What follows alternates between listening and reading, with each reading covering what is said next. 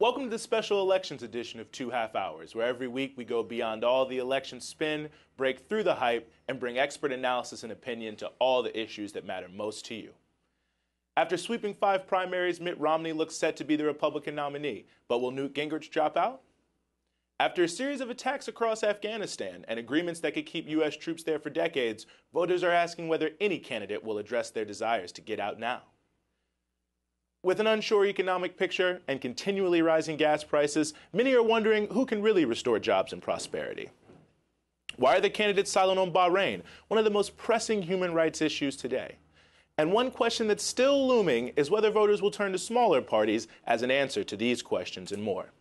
Joining us here as we survey the election terrain today, we have with us Dr. Michelle Diggles of the Third Way, Mr. Scott McLarty of the Green Party, Mr. Seton Motley of Less Government, and Dr. Webster Tarpley, an author and historian based right here in Washington, D.C. Thank you all so much for joining us. Thank you. So I want to jump right in, and I guess some of the big news that's going on in Washington this week is the Supreme Court hearing on the SB 1070 ruling. Immigration obviously will most likely be a major issue in this election. It has been so far. So, Dr. Diggles, I really want to start with you, and I want to ask, harsh immigration policies really have been pushed by both candidates to a certain degree, and that's kind of what this debate is hinging on. Are these sorts of harsh immigration policies, are they something that makes the country safer from a job insecurity perspective, from just a broader protecting the border perspective?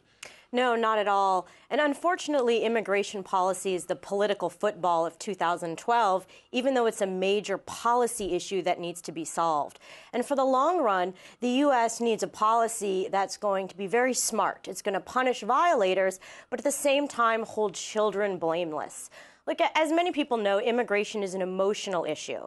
And in this kind of year, we're just not going to get good bipartisan compromise on it. But in the long run, we need a smart and responsive immigration policy so that we can attract the best and brightest talent and succeed in the global economy. Well, Mr. McLarty, how about that? I mean, what is, from your perspective, a smart immigration policy, and what's going on with this debate?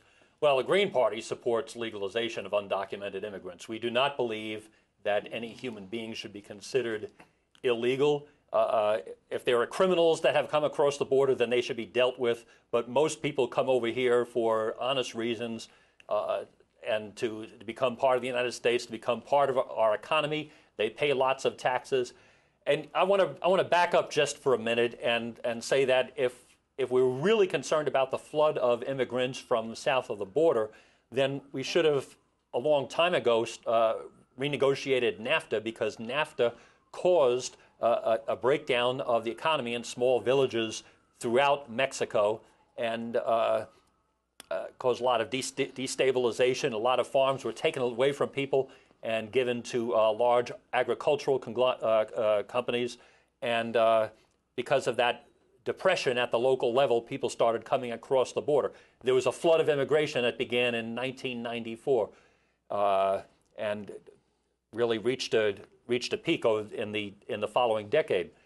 What we really need to do is look at NAFTA again and renegotiate it so that we have fair trade and the rights of small farmers, laborers are all protected, rather than just giving the farm away to these large companies. Well, Mr. Motley, what about that? We got a couple things on the table here. The SB 1070 type laws that Mitt Romney and other candidates have supported, a harsh strategy, and the idea that some of this might be of the United States' own making. I'm sure you want to rethink your use of the word harsh. It's not very SB 1070 is not harsh in the sense that all it is a state-level enforcement of federal immigration policy. We don't need immigration policy reform. We need immigration policy enforcement. The laws on the books are spectacular. They're just not being enforced. We have, I believe, 14 different visas that we offer to people. I'm not opposed to bringing in college graduates, educated people to do specific work. What we have is up to 20 million illegal aliens, many of whom didn't finish high school, and they come in here and they fundamentally disrupt our economic policy because they're taking welfare and sending their kids to our schools without paying enough money to cover the costs. The hospitals and emergency rooms around the country, and specifically along the border, are being eviscerated. And, of course, they're not the wave of, by having the open border policy, there's no control over who gets in, who doesn't. Therefore, criminal aliens get in. We have terrorists getting in. It's not just Hispanics that are coming across the border because we're not controlling it. Anyone can come in. So standing on the Rio Grande facing south and yelling "Ali, Ali, oxen free" is not an immigration policy. We need to enforce the immigration laws that are on the books, and we need to allow people to self-deport real quickly. For the first time in 50 years, we had net emigration rather than immigration because the economy is so bad.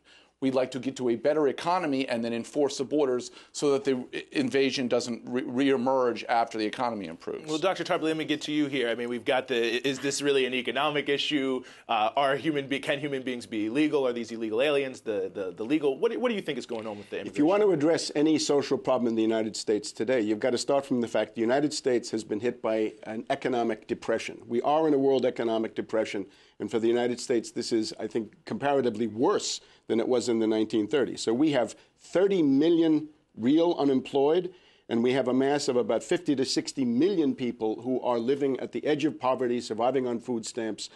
They are the victims of this current economic system. Now, demagogues, in particular from the Republican Party, take the governor of Arizona, other Republican demagogues, take Romney. He wants people to self-deport because they give up in despair and go home. These demagogues attempt to direct the responsibility for the economic crisis away from Wall Street and the government officials that Wall Street owns, and tries to scapegoat Mexicans, Puerto Ricans, and others. The answer to this would have to be found, to some extent we've heard some of the formal legal remedies, but you need a minimum wage that means something. If we take the 1968 federal minimum wage, in constant dollars today, that would be a $20 minimum wage. So if you're afraid an illegal alien is going to take your job because he can take it at a much lower rate, well, if you had a federal minimum wage of $20, then you could afford to compete on the merits and say, well, I can actually do the job better. The other thing you need is full employment, a word seldom heard here since, God knows, the 1940s. If we had full employment, we would actually find that we had a labor shortage, and we would find that the path to assimilation would open up, because the problem with the typical American melting pot assimilation mechanism has broken down because our labor market is in such a tragic and dysfunctional condition. So an economic recovery on the New Deal model is what we would need to get out of this. Well, I sense some disagreement. You're absolutely correct. And in fact, the Green Party has been putting forth the Green New Deal, which spells out some of the suggestions you've made right there. The United States went through its greatest period of prosperity after World War II, when we had full employment, when we had, 47% of the labor force was unionized, when we had immense federal government and local government. We can hire half of America to dig holes and the other half to fill it in. That's absurd. The private sector has to create the jobs. Because the government doesn't create... These New Deal programs, they built a lot of the buildings that you see when you walk down the street. Yeah, and they cost 10 times what they would if the private sector had done it. The government does not create a penny. All it can do is steal from the private sector to then spend on these programs. But that's nonsense. That's nonsense. Of course it does. Where does the government create wealth? It doesn't.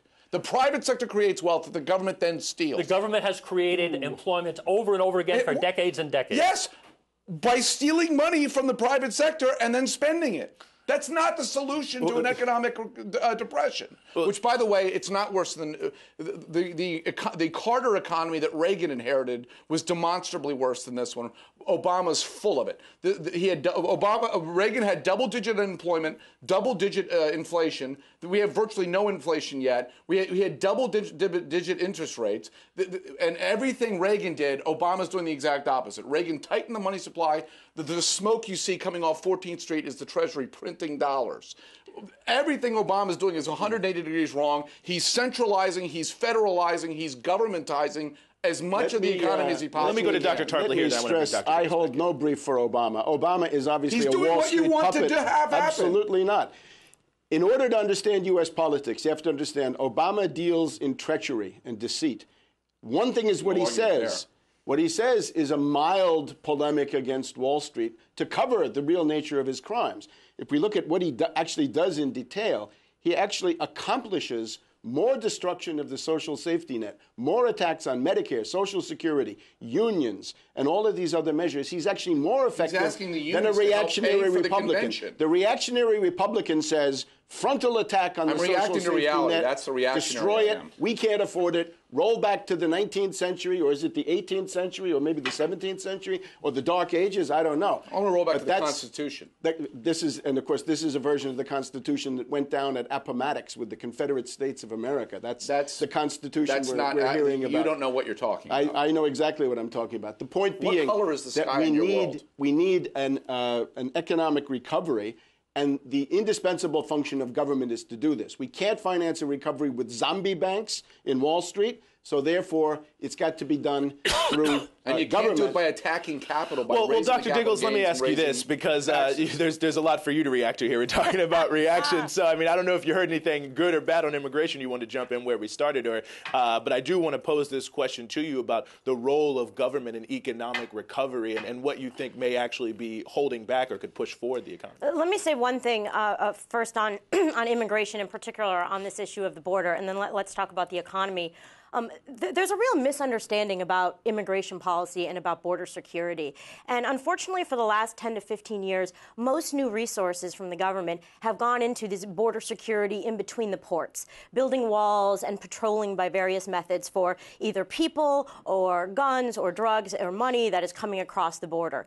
But where most people who come into this country and stay beyond their visa, or where most guns and drugs actually go between Mexico and the U.S., is at the ports. And it is port security that we need to emphasize, and it is port security where our resources should go, because that's where the biggest threats are possible. Let's talk, though, briefly about the economy. And I think the debate you just saw here between what I would call an extreme kind of left-wing version and an extreme kind of right-wing libertarian version is exactly the kind of thing that is alienating a lot of voters. And this is why trust and confidence in all sorts of institutions of government, be they Democratic-controlled or Republican-controlled, is at an all-time low. Look, the American people don't want to relitigate the past that got us into this economic crisis. They want to hear from a candidate how we're going to restore opportunity in the service of fairness in order to kind of lift all boats of the middle class up. And that's really, most Americans, they have a lot of deep anxieties about the future, about the next generation's ability to succeed. And they're looking for a candidate who speaks to those long-term worries, doesn't just tap into their immediate anger, which is what we're seeing a lot of people here do, is try to tap into immediate anger against Obama or against Boehner, against Wall Street, against the left, against the right. Most voters are between the 40-yard lines. They're not in the end zones. And they want somebody who's pitched towards the middle. Just on this point, where is the point of theoretical consensus? The argument sometimes here is that it's somehow found between the Republican and Democratic parties. I think this is bankrupt. This is completely wrong. That's not what I'm saying. I'm not saying it's between. I'm not saying split the difference. The polling shows that this is New Deal America, in the sense that the American people, by majorities of 70, 75, 80%, demand the New Deal reform, Social Security, unemployment benefits. They demand the New Frontier they want less reforms. Of it. They they want to keep it. They judge that any tampering with the New Deal, Great Society, and New Frontier reforms they want to is reform absolutely it. No. Now you're living on the moon. What are you talking about? 70% of the American people say hands off Social Security. Social Security is going to be $15 trillion in debt in 20 years. You don't want to reform that? You don't want that keep fixed? It. The other thing is a tax on Social Security. Social Security can be fixed very easily with a small raise in the cap. Right, precisely. 80% of the American people want a tax on fat cat millionaires. If Americans realized that Wall Street turnover is not taxed, the financial transaction tax or Wall Street sales tax, probably 90 to 95% of America would be for that if they'd ever heard of it. We're $1.5 trillion in debt this year. The Wall Street deregulation, privatization, and the Austrian school. It's because of Freddie Mac, Fannie Mae, and which the Community Reinvestment Act. These are government entities that were then privatized, put into the hands of gangsters. The Community Reinvestment Act forced banks to make loans they didn't want to make. They were then securitized, spread all over the planet. When the housing market went down, the economy exploded. This is, of course, the reactionary theory of the Depression. Mr. McCarty, let you jump in here, because I know you wanted to say something about Social Security, at least. Well, Social Security has long been under threat by Republicans. Republicans have wanted to dismantle it. They've called it privatization. But what that work. really means is that they want to take apart erode the Social Security program. The shocking thing now is that the Democrats under Obama are looking at this too. And we're seeing kind of a pattern here, and that is that some of the worst Republican privatization agenda is now being picked up by the Democrats.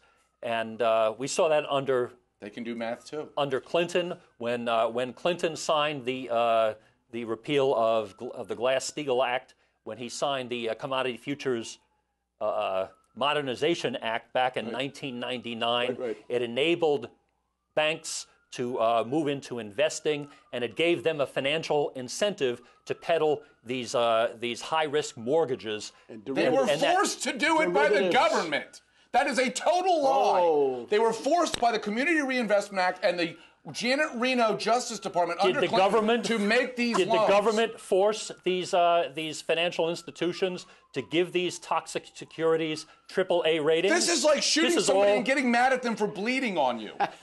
What about this, Dr. Dugals? Let me bring you in here because you showed some skepticism about the Community Reinvestment Act in particular. It's not that so much as, once again, this is a debate that is a Beltway debate that doesn't resonate with what most Americans want to hear, which is, how are my kids going to succeed in the 21st century? And look, I know it's not popular to say this anywhere in the left or right now, but the fact is, the Democrats did finally complete the social safety net with Obamacare. And of course, all of the various New Deal programs, like Social Security, like Medicare, like Obamacare, need to be reformed and shored up so that they can last in the long run. But that's not the debate Americans want to hear. They want to know, how does my kid get a good job and compete in a global economy? And fighting about the Community Redevelopment Investment Act does not answer that question. Yes, it does. In line with that. Let's talk about not to the American people. It doesn't. Yes, it does. No, it really doesn't resonate. I'm not saying they're stupid. I'm just saying the Community Reinvestment Act is not what they're most concerned about. They're more concerned about investments in education. The role so of government in society compete. is what they're concerned about. The role of government in society is what they're concerned about. And they're concerned about the role of government in their lives, not society, and whether or not their kids can get the education to compete in the global economy. That's semantics. The point is, we have to establish the fact of what caused the problem, so that people can say, okay, what's the solution? We know what caused the problem. Deregulation. Deregulation, privatization. Community Reinvestment Act is regulation, not deregulation. Well, what about that? Just on this question of the future of your kids, the college education. All right. The reactionary Republicans say that the interest rate on student loans should go from 3.4% to 6.8%. Where's the Republicans saying that? That's a lie. That's the They just Republican passed the position. House. They just passed the House. You doofus. The Republicans. Until they folded. They never said it. You don't know what you're talking about. I wonder why Americans don't have trust in government when they hear people calling each other a doofus. It just passed the Republican House. The reactionary Republicans want to roll back the GI Bill. Remember, Franklin D. Roosevelt passed it. Who's saying that? They want to say no more college for you. You're lying. You're lying. I'm sorry. Now we can't continue with this atmosphere. Please, Dr. Tarpley, go ahead. The reactionary Republicans would like to roll back the GI Bill, saying instead of having a government assist to own a home, we've heard about that, Community Reinvestment Act, or to go to college. This should end. In other words, college. Who's saying that? College becomes. Name one Republican that's saying that. Name one. The foundations that you represent. Name one Republican that you just said. The Republicans. Name one Republican. That is the thrust of Republican You're lying legislation. your face off. You can't name one. Well, Mr. Malley, let me pose the question to you. But wait, there's more. Please, because the goal of this reactionary Republican maneuver is to do what I've just said, to roll that back. What does Obama say? Obama says 3.4% student loan interest. Look, we've got a Federal Reserve that will lend to a zombie banker for 0%. Why can't we have a 0% interest rate on student loans? Now, that would be real progress. And you see, again, that the consensus point is not between the Republicans and the Democrats, between 3.4 and 6.8, but it's out closer to 0. In other words, force the Federal Reserve to cough up that money at 0%. Where do we get the money from? We're $15 trillion in debt. The Fed is printing it every day for zombie That's a great idea. The Green Party, by the way, and I invite people to find out about us at gp.org, the Green Party has supported a jubilee on student loans.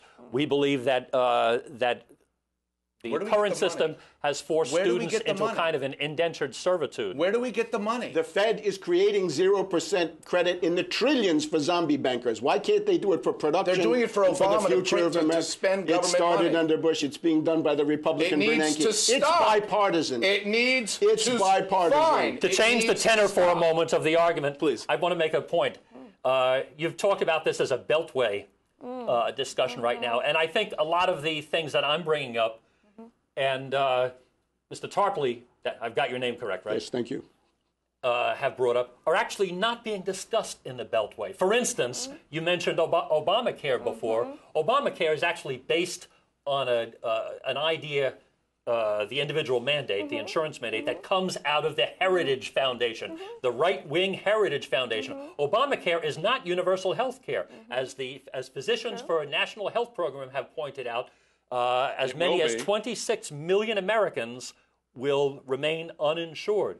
The Green Party has pushed for a Medicare for All program, which would save billions of dollars, No, it wouldn't. as the Congressional Budget Office has No, it hasn't. studies have pointed out. Yes, you can look this up at I the already did. Physicians for a National Health Program website. It is very well documented. Medicare shifts costs now. But If we go to Medicare for All Medicare, has it's been gonna go crowded broke. out of the Beltway discussion entirely. Medicare's going broke. It's trillions of dollars. President in debt. Obama has Tax Wall Street, you'll actually have plenty of admitted money. that Medicare for All is the best program, and yet when he got into office, he adopted this far right-wing idea that was initially promoted by these so-called libertarian Republicans. No, and you're right about the kind of heritage, if you will, of the individual mandate. I'm not affiliated with the Heritage Foundation, by the way, so that's not a shameless plug. But I will say this. When we did our public opinion polling after the president was elected and when the healthcare fight started, what we found was that most Americans thought that they had very good health care and a very good health care plan. And most importantly, they thought they were better off than the majority of other Americans, overwhelmingly. Their biggest concern wasn't about getting minimal access to health care, but about stability and security, that they might change a job or lose a job or things might happen. And so there wasn't a lot of support for a huge overhaul of the healthcare delivery system at that point, because most Americans were satisfied with the plan that they got, and that was always the challenge for Democrats, Which right? is why was Obama- how do you work on a major new national program like this that tries to be transformative in a way that's going to satisfy all the different players, when most Americans think what they got right now is pretty good. Which is why and so Obama it was a lied. reform. But It we was also- a reform. But of we the also system. know that millions Right? of Americans are worried that even though they have insurance, they have inadequate insurance. Even though they think their policy is good right now, they're worried that That's true. at a certain point the insurance company will fail them. Yep. And they will go into bankruptcy. And There are a lot of anxieties, and in particular in public polls and surveys, what you see is with women especially. Women especially are concerned about if maybe there's one sickness or one accident away from something terrible, catastrophic in their family.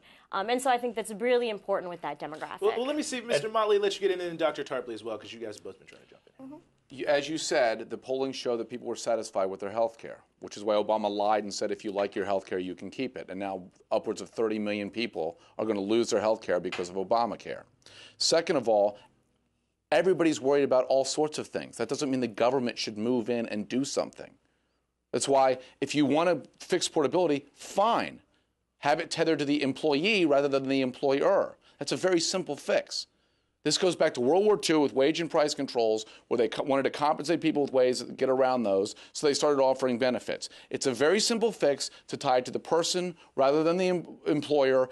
It's very simple. It's a health savings account. Very, very simple fix. You didn't need a $2.5 trillion bill that Obama and the Democrats shoved down our throats. Interestingly, on the polling, really quickly, a number of people have shown this, and Kaiser Foundation recently come out with a poll that showed on about a dozen of the individual substantive policy measures in Obamacare, almost all of them have supermajority support except for the individual mandate. Dr. Tarpley. Concerning Obamacare, naturally Obama lied, but this gets us nowhere. Obamacare was designed to do two things. The first thing was to loot Medicare, because the most offensive provision up front was to gouge $500 billion out of Medicare over the coming years in order to fund this program. The individual mandate I think probably is constitutional, but politically it has to be rejected because what the individual mandate amounts to is a bailout for bankrupt insurance companies. And since we've already agreed that derivatives speculation, those toxic securities that people hear about, the derivatives, the credit default swaps, collateralized debt obligations. In your college faculty lounges. It's not true in reality. In the world of derivatives, 1.5 quadrillion of derivatives in the U.S. alone. A lot of those derivatives were held by insurance companies, so they are hurting. They have a bankruptcy story all their own represented by those derivatives. So what Obama was able to do was to mobilize the paying power of the whole American people to bail out these bankrupt insurance companies. Now, the answer is the system we have. Medicare, simply remove the age limit on Medicare. Medicare for all, it's broke. $100 per person per month. It's and broke. Wall Street pays. The Wall Street zombie bankers and hedge fund hyenas that my colleague here wants to defend, who pay no taxes. Every fiscal problem of the United States corresponds to the fact top 1% that Wall Street pay 22% I'm not of the talking taxes. income tax. I'm talking corporate income tax, where General Electric was We have so the highest happy corporate tax that they rate in the never world. paid any. We have the highest but above corporate all, tax Wall rate in the Street world. turnover. Wall Street turnover don't know is what not you're taxed. talking about. We pay sales tax on things we buy, food, clothing in some states. Not to the feds. Wall Street pays nothing. There's no tax on Wall Street turnover. I'm not talking profits. I'm talking the trillions and quadrillions of flash trading, high-frequency trading that they do every day. Wall Street gets a complete pass, and the rest of us are stuck with the tab. And that's the So to reason recover the that economy, you government want is to attack. underfunded. You want to attack a large I swath want of to the attack economy. parasitical speculation, derivatives, and other sociopathic activities. When you buy stocks, you think they're going to go up, right? You're speculating. Everyone's a speculator. I can't comment You're on my making investment up. practices. Everyone's a I can't speculator. reveal my strategies. But you're speculating. Pretty threadbare. Everybody at this point. Is it speculates. under your mattress? Everybody No, I've got to speculates. tell you Speculators something. do nothing wrong. The libertarian ideas that you've proposed here They're have actually conservative been. ideas. Well, I'm not sure I would call They're not. them They're conservative. reactionary ideas. Yeah. you They get a actually new have. adverb, please? They At least actually do something have been different. tried. No, they weren't tried. Yes, of course When they have they were. been tried? During the late part of the 19th century in what is called the robber baron era. I'm not a robber baron advocate. That's absurd. They called it cowboy but yet capitalism too. You if you are prefer that you one. are defending all of the policies that were in place during the robber baron They era. weren't in place during the robber baron era. Yes, they were. Not all of the ones I'm advocating were in place in the robber baron era. Well, generally, laissez-faire, deregulation, privatization, which leads Which we haven't had in a to century. complete breakdown crises. No. We are now in a breakdown crisis of the world economy. because of government-forced Because of banking deregulation, loans that blew up the economy. To get to the heart of the matter, derivatives were illegal under the Commodity Exchange Act of 1936. From 1936 to 1982, derivatives, the heart of the matter, were simply illegal in the United States. They were then rehabilitated, starting with Reagan, but with key and so the input economy blew up in from 83?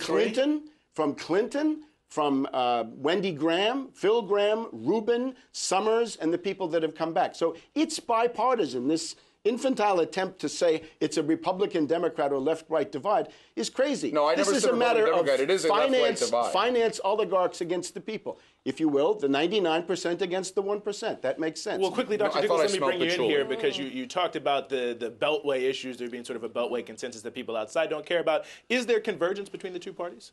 I mean, is there a fundamental difference, I guess? I think on some issues there are a fundamental difference. When we look at the economy, there does seem to be broad agreement from both the Romney campaign and the Obama campaign that opportunity is something of American value, that it's important to stress, to give all kids an opportunity to succeed. Can I ask you one However, question? hold on for 1 second. For Governor Romney, though, in his campaign, they sort of stop with opportunity, and they believe that then people can just work and get ahead. And I think the Democrats see opportunity. We're going to in have the to go to a service of quick break fairness. here. Obviously, things are going fast and furious, but we're going to come right back with a little more on this and talk some about foreign policy here on 2 Half Hours.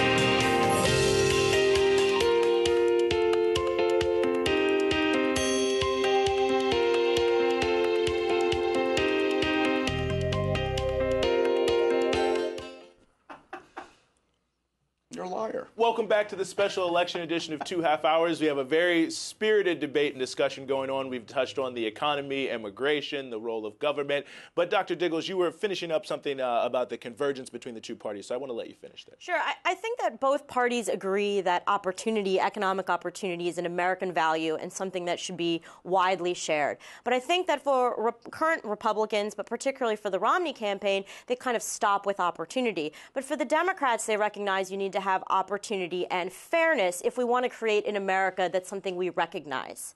And they believe that opportunity is a necessary but not sufficient condition to kind of rebuild the middle class. Now, I want to go to you here, Mr. McClarty. I want to pivot shift here and go a little bit to foreign policy. I know that's something the Green Party's been outspoken on. Big news this week that we've seen is the expansion of the U.S. drone campaign inside of Yemen. And I want to know, from your perspective, is this something fundamental to U.S. security and the security of the United States from its quote-unquote enemies abroad, or is this something that, you know, with, say, the killing of innocents, only encourages more hatred towards America? Well, these drone attacks have really been a kind of a recruitment tool for Al-Qaeda and others who are hostile to the United States.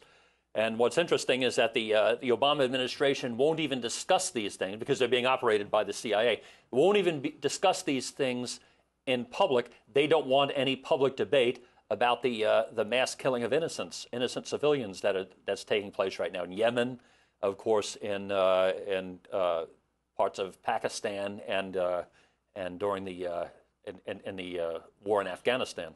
I take offense at the fact that they're killing massive numbers of.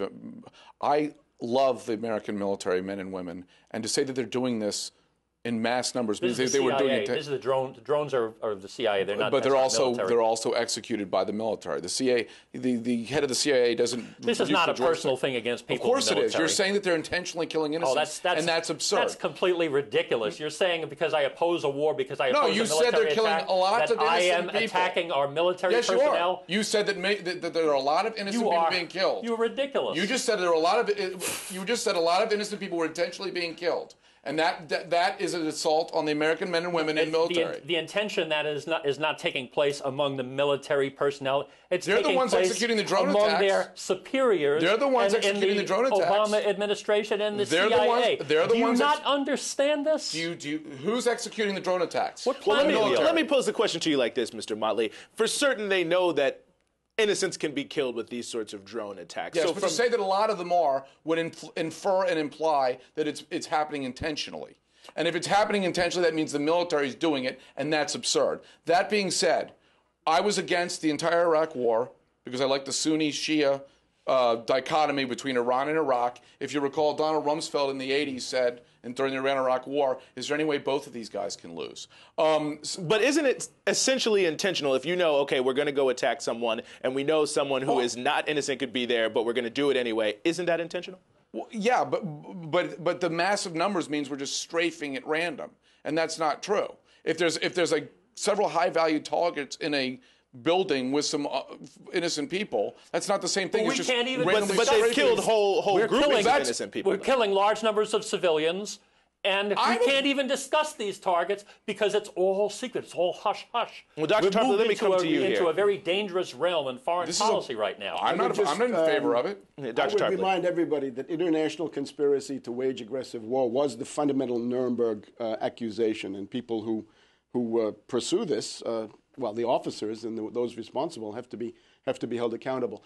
What we've just had in the United States in the past week is a new secret intelligence agency. CIA and DIA, Defense Intelligence Agency, they're no longer enough. We now have Defense Clandestine Service. It's been created by Petraeus, who was the main general in the Pentagon, the dominant one. He's now gone over to become head of the CIA. Panetta had been the head of the CIA. He's now running the Pentagon. So the Petraeus-Panetta combination has given this monstrous birth, the Defense Clandestine Agency. And the idea with this is that the CIA is too civilian, the DIA is too tactical, worried about what's going to happen next in Afghanistan or Iraq or Yemen or some other country. What they want is some agency that can be strategic and intervene. Now, the person made the dominant one in terms of the immediate formation of the agency is Michael Vickers.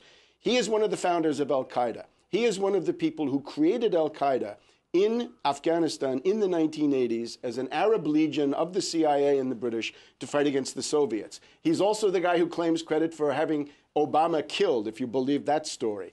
So Michael Vickers is now the head of this. A profile of him in the Washington Post in 2007 said he's somebody who thinks like a gangster. Now, what could this new agency think of? If it's not going to be tactical, it's got to be strategic. Things like the transition in Afghanistan to what's known as the Divine Plan. That's the CIA plan. The CIA Divine Plan says, get the heavy infantry out, get the tanks out, forget all the 100,000 troops or whatever it is. Do it all with bombing, with drones, with special forces, so that you'd have endless war with endless chaos. In other words, the ground of Afghanistan can be controlled by Taliban, Haqqani network, it doesn't matter. As long as it's chaos, as long as no railroads, no roads, no oil pipelines, gas pipelines can be built, and the U.S. will float above it, not providing any real order on the ground, but providing essentially destruction and chaos. As opposed to all the oil pipelines and railroads and roads that existed in Afghanistan prior well, Dr. to 2002? Dr. Diggles, let me go to you here, and I want to come back to some of the motivations behind this. But what do you think about this? Because I think it's undeniably true that certainly there's been a shift towards more sort of counterinsurgency type things, the increase of drones. We saw today in Somalia a U.S. drone strike. 22 people actually died. Dozens were injured. Many people are saying this sort of collateral damage is very it damages the U.S. reputation. What do you think? I think when we look at what the key is, what do the American people think? And the American people actually give President Obama high marks on his national security strategy, drawing down in Iraq, putting the focus on Afghanistan, being very strategic and targeted. And I hate to break it to everybody, but independents and swing voters in the center, they like drones. They like Navy SEALs. They think a tough and smart and effective national security policy won't be fighting the kinds of conventional wars of the 20th century and the Cold War, but needs to be more agile, more nimble, and respond in particular in the 21st century. And this is actually for Romney a very particular weak spot, and it's shocking. You know, I've actually been concerned with some of the recent comments he's made about national security issues. I know that, for example, there was a call the other day where his spokespeople were talking about the Soviet Union and Czechoslovakia, and it really seemed as though he didn't have a solid grasp on national security and foreign policy issues. And remember, he was governor of a state. He's never really been involved in managing a war. As He's never to Obama, been in, who was a state senator. He was a U.S. senator, though. But Romney doesn't have that experience. And what's really shocking is that the Republican Party, the GOP in the United States, is usually seen as strong on national security. But Romney really doesn't seem to be holding up his end of the deal, if we will. I think you can make a case that Romney is the biggest warmonger on the scene right now. His remarks on Russia. You could see Obama was trying to con Medvedev into allowing the U.S. to deploy these anti-ballistic missile systems and have the Russians do nothing. So this was an attempt by Obama to con Medvedev. At this point, Romney comes forward and says, Russia is the main enemy of the United States. Reckless, irresponsible, insane, and a loser. In the Republican debates, Romney went out of his way to stress his close personal friendship over 35 years with Benjamin Netanyahu, the current boss of Israel. They met together at the Boston Consulting Group in 1976. They've been close friends. Romney went into his business of asset stripping. Netanyahu went into the political racket that we see. Romney has said in those Republican debates, if he thinks of doing anything for the Middle East, he's going to call up his friend Netanyahu and clear it with him. In other words, farm out U.S. foreign policy in the Middle East to Netanyahu. I think this makes Romney extremely dangerous. It's going to be a return to the Bush neocon lunacy that we've heard defended, except worse. Well, Mr. McClarty, I want to pose this to you, but I also want you to answer this, Mr. Motley. You know, we've seen, I think it was 2 weeks ago, I want to say, the Washington Post ABC poll that 50% of Republicans want to end the war in Afghanistan. We know that it's a large number all around in the electorate. Why do you think it is that neither party seems to really be responding in a forceful way to the desire of their own supporters, as well as the population at large, to end the war in Afghanistan? Well, I mean, this is a kind of a mystery to me because you mentioned the drones before. They're popular now. Let's remember that the Iraq War was quite popular for 1 or 2 years, and then lost popularity very quickly as the toll of casualties began to emerge, and we really understood why we were there, or actually failed to understand why we were there when we realized that there were no weapons of mass destruction, and there was the idea that there was a conspiracy between Al-Qaeda and Iraq was implausible. And most, by the way, international relations theorists did not think that we should go into Iraq as well. Most professionals, realists, felt that that was a big mistake. Yeah, and I know that there was a lot of debate even within things like the CIA, which had a stronger grasp of. But what I wanted to say was that we have two parties now that are committed to a kind of a war doctrine, and in fact the doctrine of preemptive military aggression, which was a neocon doctrine at first from the 1990s, it was introduced by Cheney and Rumsfeld, became the doctrine of the Bush-Cheney administration, has been largely adopted by the Obama administration now. And when Obama says he's going to call up when Romney says he's going to call up Netanyahu has put forward the same thing: preemptive war. In other words, if I think a country has a nuclear weapons program like Iran, then I have the right to attack them. Preemptive war under the Nuremberg principles is illegal. It's illegal. The drones. The drones are hated in the world. They are destroying whatever residual goodwill the United States has. Let's take the case of Pakistan. In Pakistan, the drones are so hated that Pakistan has closed the supply lines, which are indispensable for the invading forces in Afghanistan. If it weren't for the goodwill of Russia and Kazakhstan and a couple of other places in Central Asia, the whole U.S. invasion force in Afghanistan would be forced out. My fear is that these drones are sowing a harvest of hatred against the United States around the world in all these countries, because they're presumably in Syria now. They're over Yemen. They're all over the Middle East. The harvest of hate that comes from these drones will be reaped by the United States in the form of, I think, tragic consequences in the future. And there's a further wrinkle to this, a domestic wrinkle, and that is that drones have been approved now for domestic surveillance. Right. By Obama. Mr. Malley, let me come to you and let me, pose the original question again, is with 50% of Republicans saying they want the war in Afghanistan to be done, I mean, why is Romney not really responding to that, and what's behind that? But also, too, I do want you to respond a little bit to what you've heard. Well, I wanted to get out of Afghanistan 6 months after it started. I wanted to leave a note and say, whoever emerges from this mosh pit, just remember how you got here, and we'll be back. I'm not for nation building. I think it's absurd. They never had a nation before. Why would they have one now? And that sounds demeaning of them, but look at the history of the country. They've never had railroads. They never had oil pipelines. They never had roads. But isn't it also true that the first government that came in and tried to build schools and railroads was the one that the United States did everything they could to overthrow it? Who, Taliban? No, in 1978, when the PDPA took over the country in the Sour Revolution. The Soviets invaded. We didn't invade. Well, the Soviets were asked 14 times by the Afghan government to actually come into the country. But the question not with I'm posing tanks to you, and gunships. Well, but let's bring it back. Let's not rewrite history. Well, we're not rewriting history, but anyway, let's go back to the original point, though, which I think is what is really behind the issue of if nation building is bad, and conservatives and liberals or Democrats, Republicans, left, right, all seem to want the war to end. Why is it that the two major party candidates just seem to be competing? When everyone agrees, the political class still doesn't listen. Well, that's what got us 2010 Tea Party election. But I would agree that and I think the average person doesn't get security briefings, which would lead the Republican presidential nominee and the current president to view Afghanistan differently than the average American who doesn't get these briefings. Again, I want to get out, and I don't get briefings, but I read more about this than the average gas station attendant. I'm not demeaning the American people. I'm just saying they don't get those kind of briefings. They don't get that kind of intelligence. I want to get out, but the point is, there is hate being sown by these drones. I don't argue that. But the hatred existed for America. They were chanting death to America in these Middle East countries 40 years ago, 50 years ago, 60 years ago.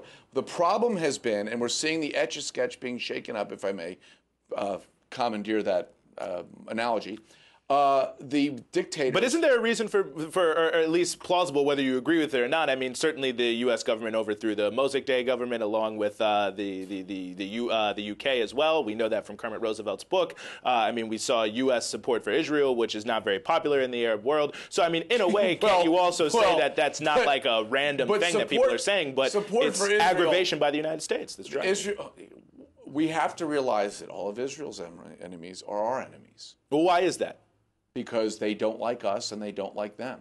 Is that 100% true, though? Because, I mean, when I look around in colleges here in the United States, you see people from Jordan, you see people from Egypt, you see people coming from all over the Arab world who come to the United States. Look, we're the fools of the age. We give away all kinds of money to all people from all over the world. All the September 11th attackers were here on visas.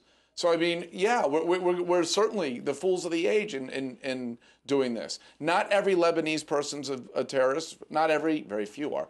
They're the football of the Middle East. They get punted around by whoever's in charge. But not every Iranian's a terrorist. Look, my biggest my favorite part of the Arab Spring was the 2009 Green Revolution in Iran. That was an actually legitimate, non-Muslim Brotherhood, non-Islamist revolution in Iran. Obama didn't help out. He throws out Gaddafi, he throws out Mubarak, our allies, but he doesn't help out overthrowing the titular head of the global terror network, which is Iran. Maybe there's a point where this Israeli question intersects the domestic politics in a way that people haven't seen.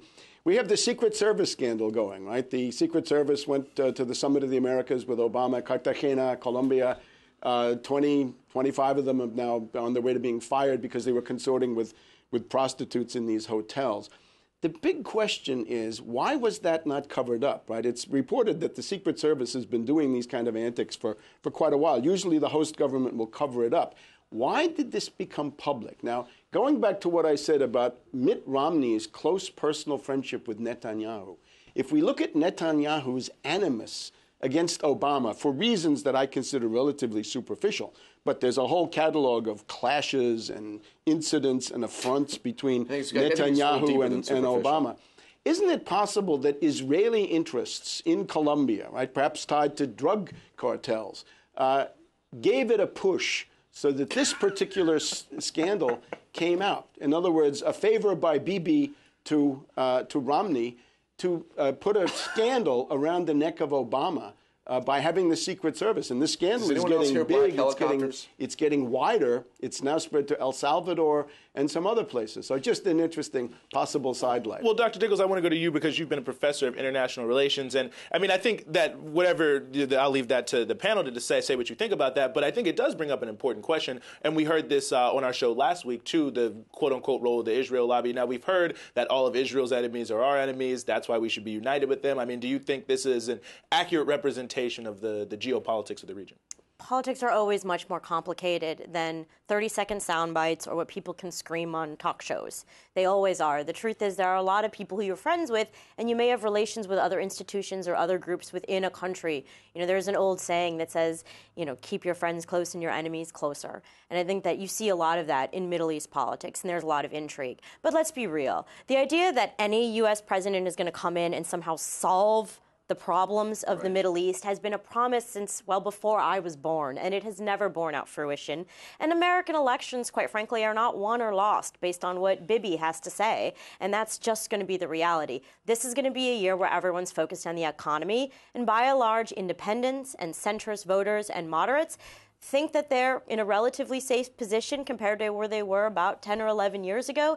They believe that both Bush and Obama did reasonably well on foreign policy, although they felt that Bush might have been a little reckless in some of his war calculations.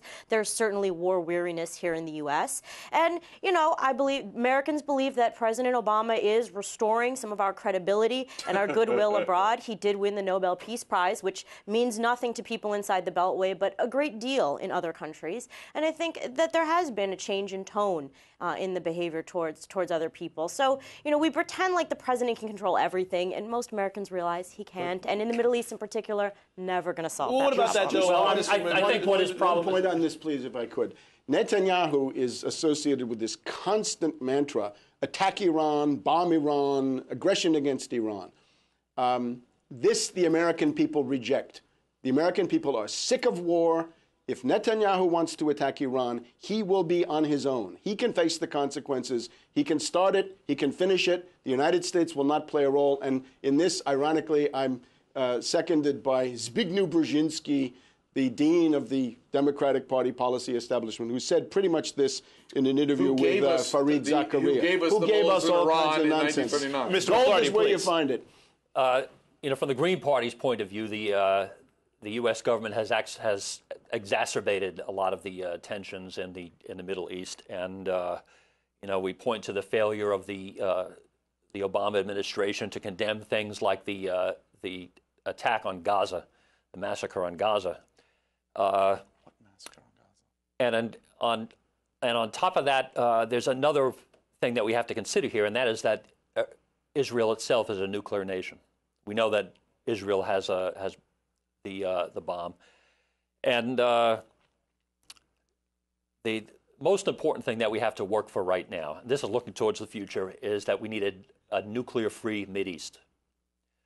And it is hypocritical to condemn Iran for this suspicion that someday they may develop a bomb, while at the same time tolerating the fact that Israel has atomic weaponry. Moral equivalency is like saying this. If we want to gain a lot of credibility among the nations and bring them closer to us and work for peace in that way, the best thing we can do is push for an entirely nuclear-free Middle East, which includes Israel. Well, Mr. Motley, let me pose the question to you like this. Whether it's moral equivalency or not, isn't there certainly like a legal question here, though? Because the United States is always promoting the Nuclear Non-Proliferation Treaty, which Iran is a signatory to, and Israel is not a signatory to. So some people would say it is hypocritical to sanction Iran and not Israel based on just that. First of all, not everyone's promoting the Non-Proliferation Treaty. The United States certainly is, though. No, not all of the United States. Okay, fair enough. The United States government. Yeah.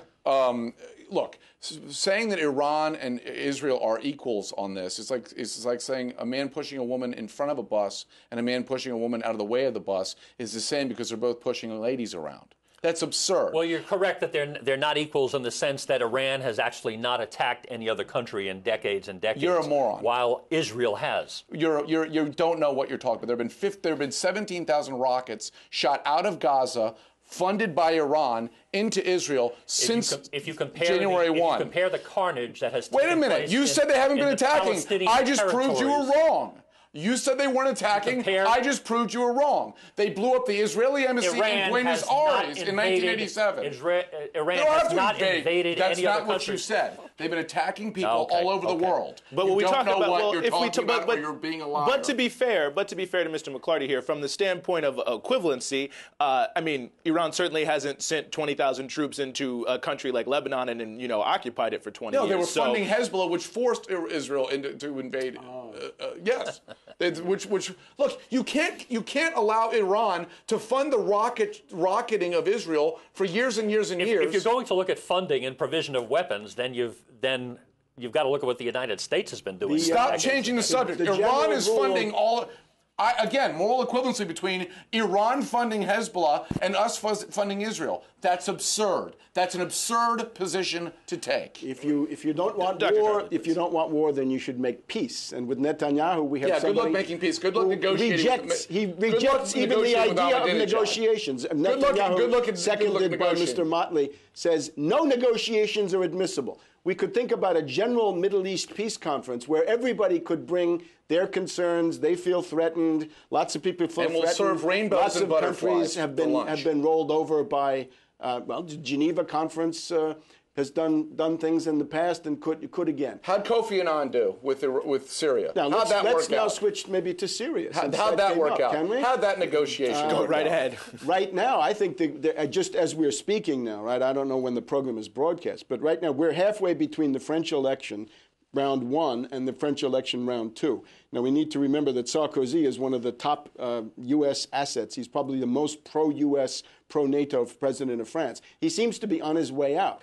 This raises the question of wag the dog. This raises the question of false flag.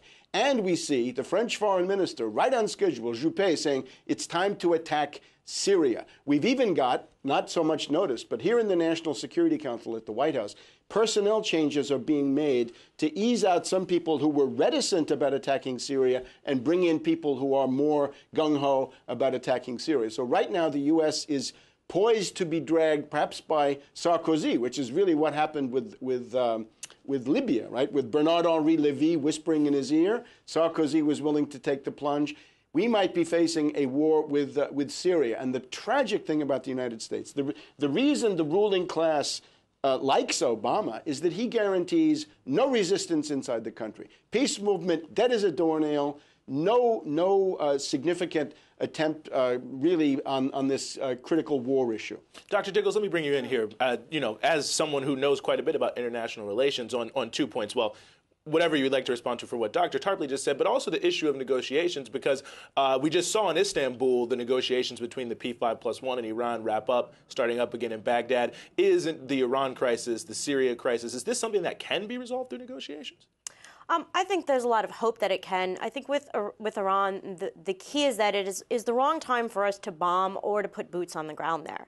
If we do that, then we're not going to be able to go in for any more verification regimes. It's going to create a lot of longer-term problems, and there isn't really an exit strategy. And despite all the bellicose rhetoric that you hear, most Americans kind of recognize that, and they want to make sure that we're being very smart and we're looking at all of the angles. Here's what's most fascinating, though, about Obama. There is a kind of Democratic Party brand in the U.S., that the Democratic Party is a peace party. It's the party that votes for less defense spending, that's not as supportive of the military and not as supportive of going to war, and conversely, that the Republican Party is much stronger. They're trigger happy. They're willing to go in first and maybe ask questions later, kind of a thing. Obama has really challenged those stereotypes in fundamental ways. And we've seen, particularly with centrist voters, with swing independents throughout kind of key battleground states in the election, these voters give him a lot of credit to standing up, first of all, to what they perceive as liberal extremists who would try and have us unilaterally surrender. But they also like the fact that he seems very smart and measured and analyzes things from a variety of angles and isn't such a quick shooter. And quite frankly, former President Bush, the second Bush, actually damaged the Republican brand in the opposite way. He was seen as very reckless, very arrogant, and out of control, and it has made some people begin to doubt the Republican Party, and it's kind of tarnished Reagan's strong security Dr. Tarpley, I'm going to give you the last word here on this issue of branding. Obama does it all by stealth and treachery, right? Bush would come out, Bush the Younger, and say, I'm a reactionary, I'm an imperialist, I'm an aggressor, bring it on, dead or alive. And this created a huge backlash in the U.S. population. With Obama, the bombing of Libya was done without really any particular announcement, no address to the nation, no nothing. These preparations for an attack on Syria also being done very low-key. And no congressional approval. No congressional approval. And of course, it's illegal. There is, of course, the Walter Jones resolution. This is a Republican that did a good thing. A resolution that puts Obama on notice saying, if you attack another country without a congressional declaration of war, you will be impeached. People were looking to Ron Paul to support that. He refused to support it, even though Jones is a close friend. This is why we've called the Green Party an imperative, as the Democratic Party has chased after the Republicans on so many of these issues. All right. Well, I appreciate that, and I think we've seen that there's so much more to talk about, and we've had a lot of different discussion, but that's going to wrap up this week for the special election edition of 2 Half Hours. But once again, I want to thank Drs. Diggles and Tarpley, Mrs. Motley and McCarty. You've heard a lot here, as we do every week, a lot of discussion and debate, and now we want to hear what you think. Send us your comments and suggestions to en@irinn.ir. It seems, despite negotiations, the U.S. will never be satisfied with Iran. Why are both candidates acting so aggressively? Will President Obama truly support a ceasefire in Syria? And why does it seem like we only get one side of the story here in the United States? Bahrain is one of the biggest human rights issues in the world today. Why won't the president and Republican candidates speak out more on this issue? And finally, will third-party candidates take advantage of anti-war sentiment? And what's going to happen with Mitt Romney and his running mate, and will any of that matter? So join us next week on 2 Half Hours as we look into the crystal ball and answer these questions and more with another panel and me, Eugene Puryear, right here in Washington. Till next time.